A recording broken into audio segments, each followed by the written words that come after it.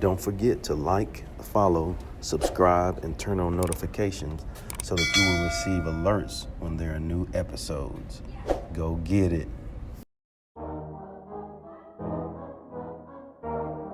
Yeah. Listen, success is whatever you make it. If you want to be happy, you want to provide for your family. Live. You gotta put that work in, man. You gotta go get Learn. it. See, listen, this is what I tell them. Serve. I've been grinding for so long, I wake up and chase my goals. Inspire. I go out and I go get it. How to go, You're in the that's right all I know. I place. don't You're succeed checking if I out don't breathe. Chip Success, Baker, what does it the mean? Success If I Chronicles. conquer all my goals, then I'm living out my dream. Dig deep, go out and get it. Success Chronicles. Compete until it's finished. Success Chronicles.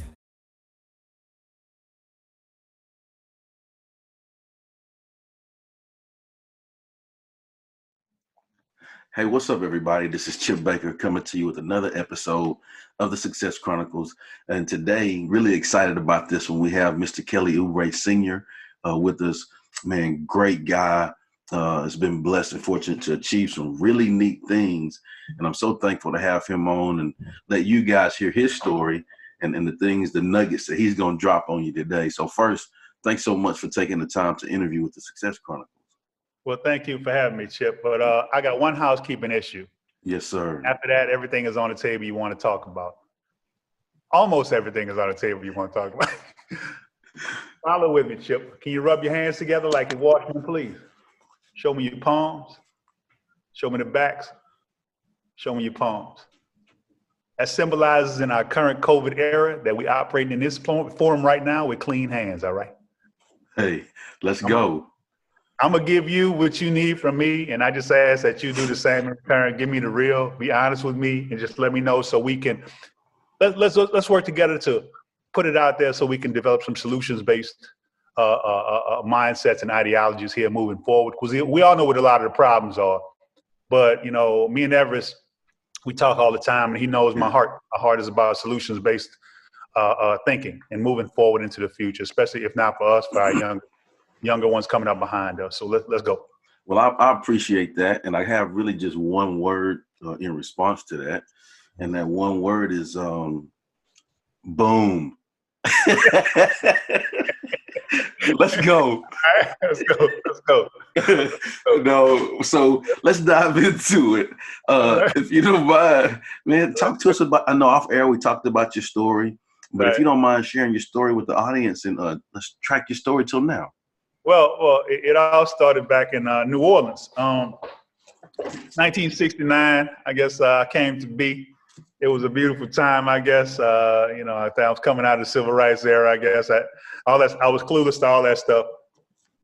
But one thing I noticed about home was people were kind of set in their ways, and either you bought into New Orleans and all the beautiful things about it, or you succumb to a lot of the negatives of New Orleans and the things that dragged a lot of people down.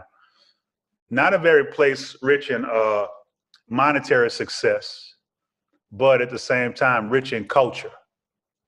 Dealing with a lot of people, when you talk to them today who are from there or who have passed through, they like to remind you of how good the food is, how good the entertainment is. But I was always that youngster wanting more, because I was worrying about the substance of it all.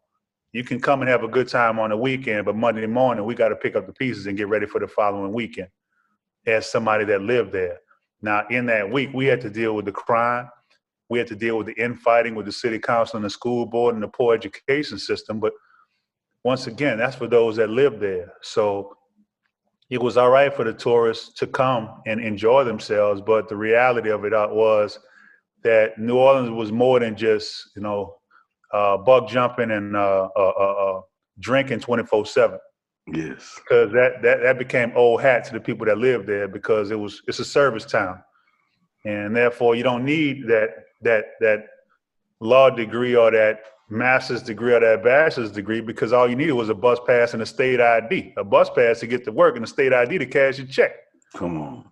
So people always ask, I'm gonna jump up and I'm gonna jump back. People always ask why nobody left for Katrina. Well, Katrina happened on the 28th and 29th. what happens on the 1st and the 15th? The government hit them EBT cards. And those that know the game know how to flip them EBT cards into cash or the food stamps. So nobody had money to run anywhere. Where I'm going to go with no money in my pocket, not knowing if home is going to be there when I get back. So a lot of people decided to ride it out and headed to places like the Superdome, for cover. And we heard those stories. We heard a lot about what happened in and outside the dome. And a lot of these people are placed all over the country right now. And I go back to New Orleans when I think about that, and I look around and say, well, it's not the same, but a lot of people stayed where they were if they had the means or they had the structure in place where they could pick up and go and start a better life somewhere else or another life. That wasn't everybody, though. Luckily, that was us. We had the means, I had the ambition, and I saw the vision. Yeah. I walked Kelly through the vision, but my significant other, who was my second wife at the time, she didn't see the vision, and she opted to do some other things, and that was fine with me because I had a plan.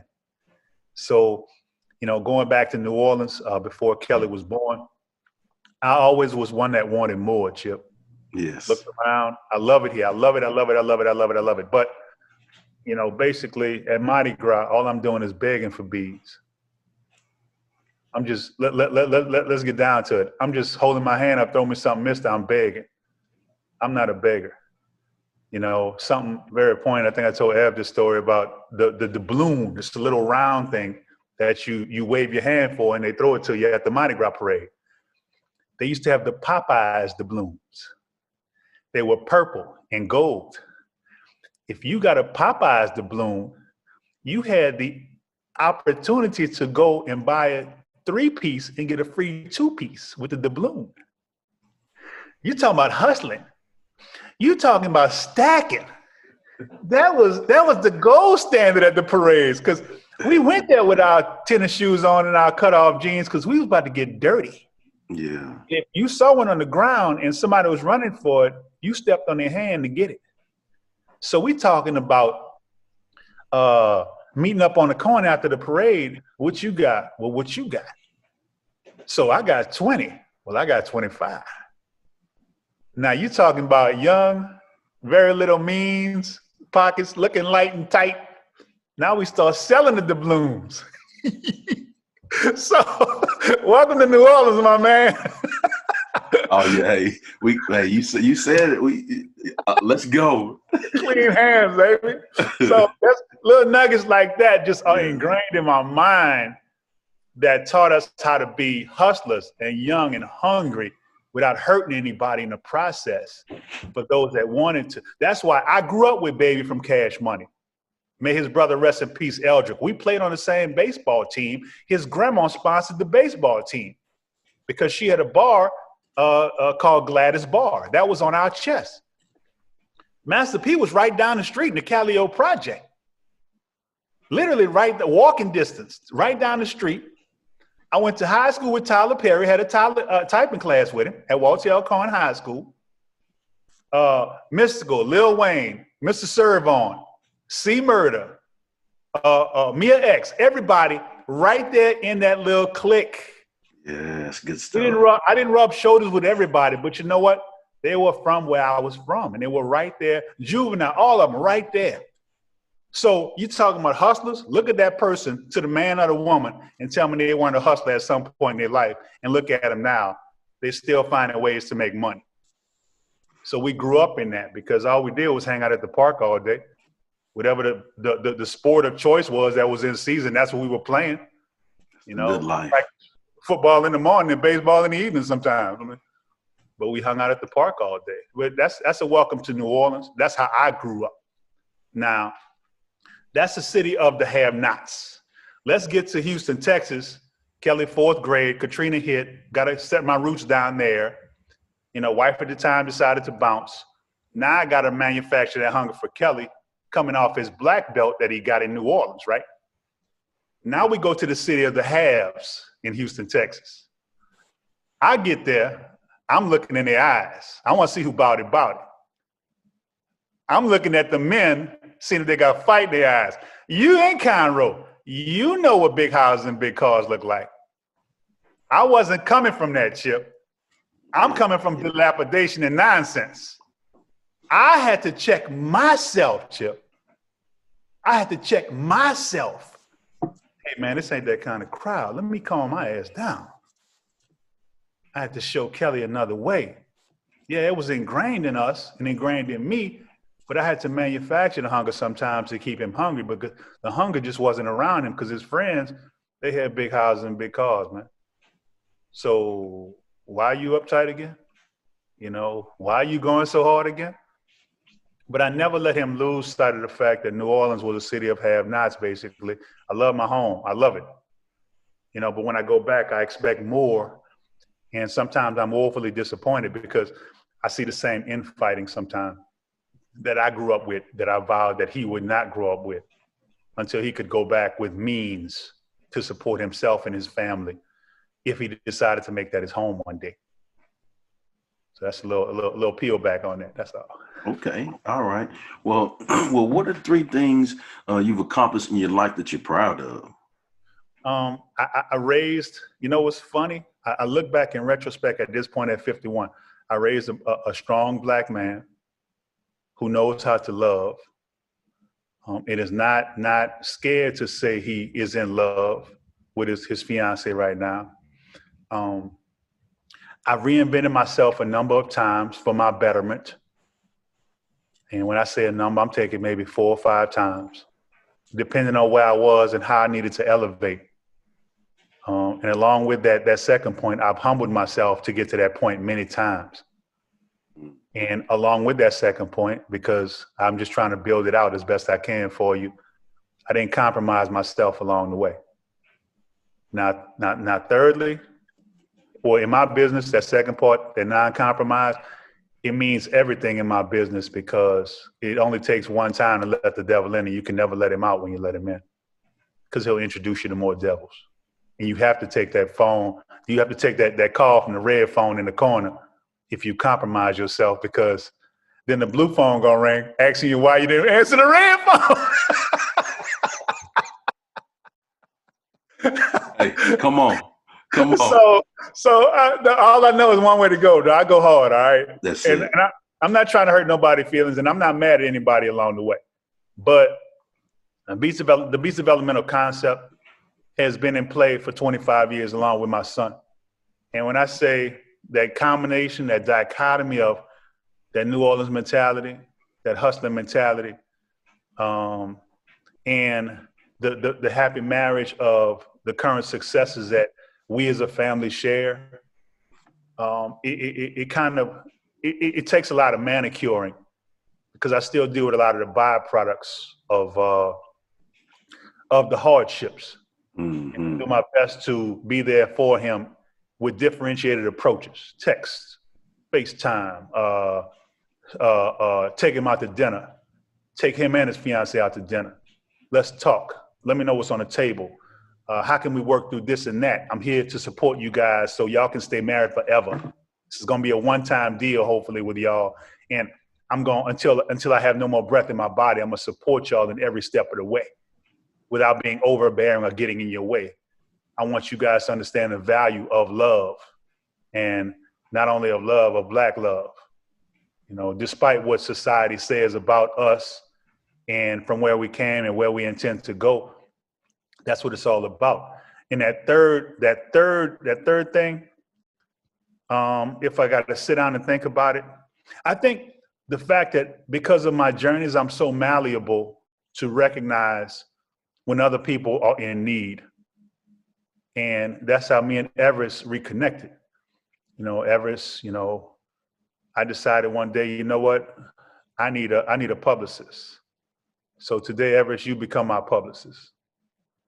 What does a publicist do? Well, I don't know. We're going to figure that out along the way. But let's do this thing, and I'm going to put some nickels in your pocket every once in a while until we get into a serious contract talks, because I am not whole unless you whole, brother. And that's the way I'm going to approach it. That's the way I'm going to grow this thing out. And there are very few riders that come into our lives, man.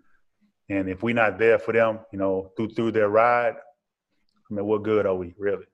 That's 1, 2, and 3 of it, Love it, love it. Well, talk to us a little bit more about the beast developmental. I'd love to hear a little bit more about that. Yes, sir. Yes, sir. Like I said, been in play for 25 years. When Kelly was born, I can't say everything in my life changed. It just streamlined because at that point, my animalistic instincts kicked in. Beast developmental, the concept is a word play on the word personification. Personification is a word I love my whole life. When I learned it back in high school, is that it gives human-like characteristics to animals. The word personification. I think backwards sometimes, Chip. So I said, let me flip that definition around and give animalistic qualities to humans. Hence the name Beast Developmental. Now, if you look at my logo, on the top is the word Beast Developmental. That word acts as a representation of the company, as a drone, if you will, overseeing the logo and the three entities that affect the logo. All right. To the right, if you go clockwise, you have the trusted advisors. That's like myself to my son. That's the motto I want to teach young parents or young handlers of the kids, be it grandma or grandpa, whoever the trusted advisor is, whoever is the point of contact who helps the kid make the decisions. That's what I consider a trusted advisor or a clarifier. And I'm going to talk slow. I know I'm talking fast. I'm going to slow it down because I want you to get a clear understanding of how this came to be. So if you go, like I said, clockwise, you have your trusted advisor to the right.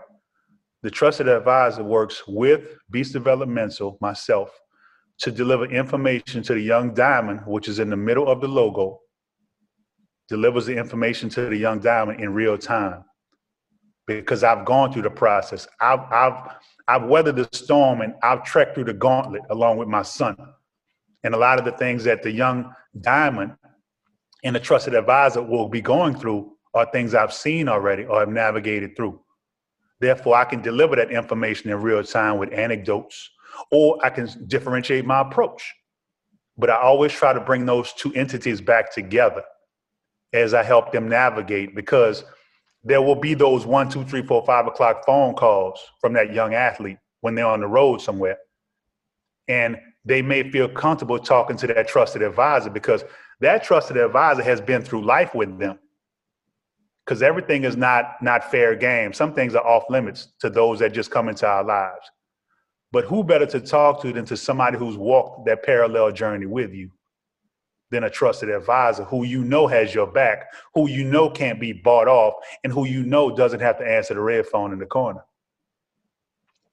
On top of that, on the logo, you see peers at the bottom. Notice I positioned the young diamond in the middle over the peers, because every child wants to feel special or a step above his friends, especially as they get into the sports arena. Everybody wants to have one up on their competition. That's why I put peers at the bottom, because I want that diamond to never forget that with Beast Developmental, working with their trusted advisors to fortify them, we will always keep them a step ahead of their competition. Now, if you go clockwise, to the left, that's the governing body. That's the people who delegate the rules we play by. That's the school districts. That is the NCAA. That is the Nike and Adidas circuits. That is the company you work for. Okay? And that could ultimately be who you call your boss. And one day, as a young diamond and a trusted advisor, when you become your own bosses, you become the governing body of your company. So it's kind of a gradual, clockwise motion leading up to the success in appreciating every step along the way, because you've lived it, you've been coached through it, and now you can navigate it to be more successful as you segue into the future together. That is Beast Developmental. That is some good stuff. And you said the magic word a couple of times there towards the end, success. Just hearing you talk about your journey and the things that you're proud of, and Beast Developmental, I would consider all of those things to be hugely successful. So let's hit on success. What is your definition of success? Success is being able to look back upon the journey that you took to get to a certain point in your life at a certain age in your life. Now, there's short, medium, and long-term success. Don't get me wrong. But as a youngster, you're not thinking about what success really looks like. Because a lot of times as human beings, our success is judged monetarily. So let's say you're young and you have things you like to do. Let's say I'm in young grade school, middle school age. Okay, I'm having fun. Everything is fun. You know, I'm going through the motions and everything is provided for me. I always tell my young athletes, young diamonds, this is all going to change when you hit high school, right? Because, your daddy can't coach you no more. You was the man on your daddy's team, but all of a sudden you about to meet that kid from around the corner. We all know that kid, don't we? Yep. Yes, sir. Yes, sir. Who better to know that you can't deal with that kid than you before your mama realized that, you know what? All that, you just as good as him. Y'all the same age. You better than him. The kid is going to tell the mama or the trusted advisor at some point, I really can't deal with him because he on some other stuff. His drive, his hunger, his need, his want comes from a place that I haven't been exposed to, because it's obvious why when y'all segue through those high school years, this kid gets all the accolades and all them patches on his Letterman jacket because it was something about him from early on. And I see it a lot with my young diamonds in the NBA and in college and my own son, that it was something about them early on. I don't know if it was the support system around them or just something in the water with what they was getting fed. It just set them apart, physically, if not mentally, but the mentally is catching up with the physical because once again, as I tie it together, they're about to receive some of those monetary gains that motivate a lot of us to be who we are and to get to where we want to go. Now, when you say success depends on the individual, Chip. How bad do you want to be successful? How bad do you want to differentiate your thought process? How malleable do you want to be to reinvent yourself if need be, if that's what success entails for you? It's a lot of internal questions that have to be answered. And with Beast Developmental, as I tie it back to Beast Developmental, it's going to help you to have that trusted advisor with you to bring you back to center as you go after what you call or what you want to make your success. Because they can remind you of when you were not successful and the steps along the way in which they watched you evolve and not devolve into the successes that you've attained along the way and the successes that you will segue into over time. That's success. Yeah, I think I have another word on that too, and the other word is it might be two words. Ooh wee. Well, I mean, hey, man, that is. I would only say that I live this. That's why I don't have to read the script. Yes. I don't know who it will help along the way, and it may help some people after I'm gone. But you know what? That's all good too. Because honestly, I got this little joke I play on myself. And let's say I make it up to heaven. Let's say I make it that far. Let's say I'm in line, that long line, and I get to the front. And he look at my transcript, my resume. He says, well, I don't think we're going to be able to move forward. And I'm just going to have to ask, with all due respect, God, can I just peek in there? Chip, I just want to peek in there before I go. That's all. A little peek. Just a little peek. If that's all I get, that's all I get. Can I at least peek in there? Because I'm going to need something to think about on my way down there. So I just want to peek in there. That's all, man. So, just a little give back, That's what I'm here for, man. That's we can't take it with us, man. No doubt. Well, before we get off, if you don't mind sharing with the audience where they can go follow you and check you out and show you some love with all of the amazing things you have going on. Mm-hmm. Hit me up at Beast Developmental. All our media links are tied to at Beast Developmental. And we like doing podcasts because we want to get our message out. And I keep a very skinny team. So, if it's something that we think that brings value and a solutions-based approach tied to our solutions-based approach, we're definitely going to hear you out. And all I ask is that once again, look up. That's all I ask, baby. That's all I ask. If you're coming, you got to come with clean hands, because what you can't do is you can't come here thinking that you're going to be a justifier and not a clarifier. A justifier is that person that is trying to hold on for dear life, trying to get next to the young athlete or the young prospect or the young person to give them the inducements or to compromise them. And the justifiers always want to try to show their value. Clarifiers don't have to do all that because we've been here the whole time. So, clarifier, justifier, you choose which one you want to be. But when you come to Beast Developmental, I would strongly suggest that you don't come here trying to be a justifier, okay? Because there's no room for you here, and you're going to stick out like a sore thumb, because we're here for solutions-based approaches to our common everyday problems. And in the realm of sports, if we go there, we want to build this whole team up, so people can understand and develop their own blueprints at the beginning with their young diamonds and trusted advisors, with us as offering the mentorship that both the diamond and the trusted advisor really need.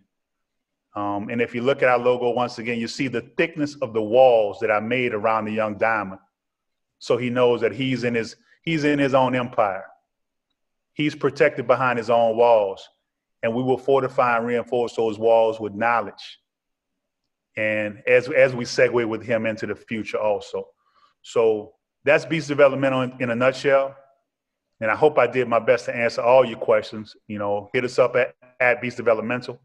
And we're looking to do some great things, nationally and internationally, as well as locally also. Well, it was amazing. Yeah, exactly. It was amazing. Thanks so much for taking the time again for being on the Success Chronicles. Truly enjoyed it. And I wish you continued success. Thank you, sir. And I wish you much success in the Success Chronicles. I'm always here. If you ever want to talk some more, we can always talk, on or off. I have no problem with that. I just feel if I can help you out in any way, shape, or form, or help your audience out in any way, shape, or form, and just be in a position to give back, here I am, okay? Yes, sir. Truly appreciate that. And thank you guys for checking out this episode. We'll see you next time. God bless. Thank you. All right. Bye-bye. Go get it.